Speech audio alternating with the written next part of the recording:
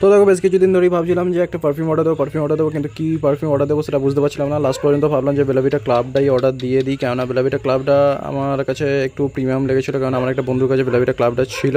আর আমি মোটামুটি দেখেছিলাম ক্লাবের ফ্রেগনেন্সটা বেশ ভালো প্রিমিয়াম, ঠিক আছে। আমি অর্ডারটা মেরে দিয়েছিলাম, আর ক্যাশ অন ডেলিভারি মেরেছি, ঠিক আছে।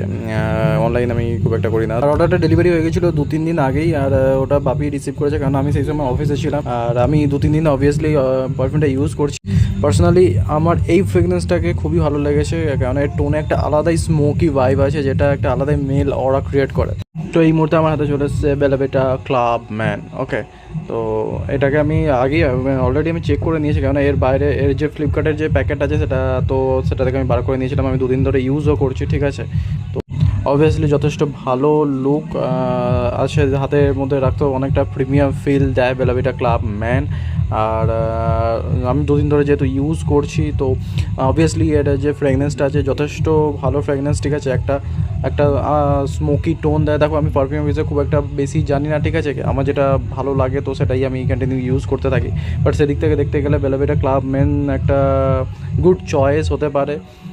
আমি তো অফিস ওয়ার্ক করছি, তো অফিসের জন্য এটা একটা ভালো পারফিউম আমি সাজেস্ট করতে পারি, কেননা এই পারফিউমের যে লং লাস্টিং ব্যাপার সেটা যথেষ্ট ভালো টাইম পর্যন্ত দেয়। কেননা আমি সকালে যখন অফিসে যাই তখন আমি পারফিউমটা ইউজ করে যাই, এবং সন্ধ্যেবেলা আমি যখন বাড়ি ফিরি তখন মোটামুটি আমার শার্টে তখনও পর্যন্ত পারফিউমের ফ্রেগরেন্সটা থাকে।